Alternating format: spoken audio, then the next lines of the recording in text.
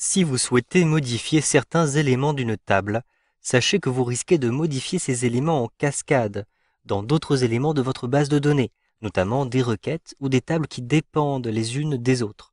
Un outil d'Access 2013 vous permettra de voir le schéma des dépendances entre les éléments d'une même base de données. Vous pouvez tout d'abord retrouver les relations.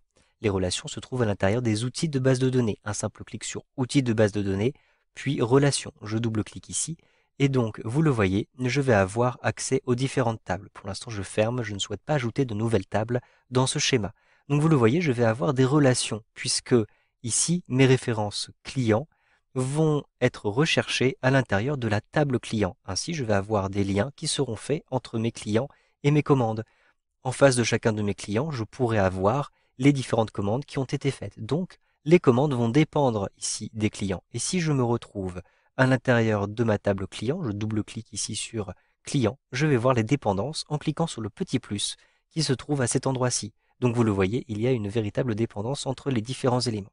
Je vais maintenant effectuer un clic droit et fermer tous ces éléments pour ensuite sélectionner par exemple ma table des articles. Je clique dessus, je souhaite connaître les dépendances de cette table des articles. Je vais ensuite me rendre à l'intérieur des outils de base de données à cet endroit-ci, puis je choisis dépendance d'objets. Cet outil de dépendance d'objets sera extrêmement pratique pour repérer les dépendances entre les éléments.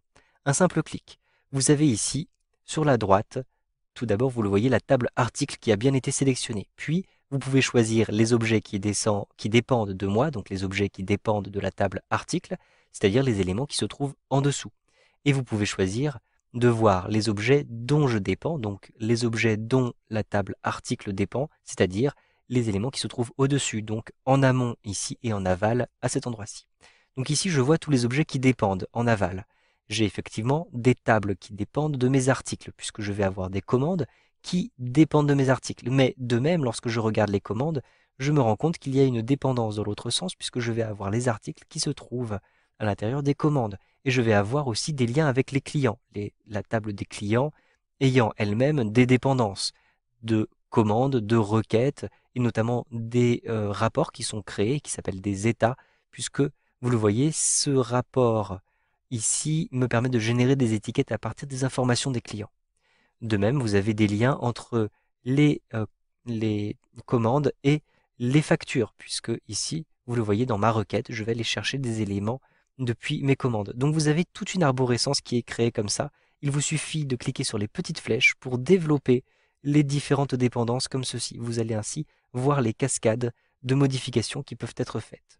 Pour masquer les éléments, il suffit de cliquer à nouveau sur la petite flèche noire comme ceci et vous allez masquer les dépendances. Si maintenant je modifie le sens, je modifie ici objet dont je dépends, un simple clic ici. Donc vous le voyez par exemple, ma table article va dépendre de deux tables seulement, la table commande et la table fournisseur. De même, vous pouvez continuer ici à regarder l'arborescence.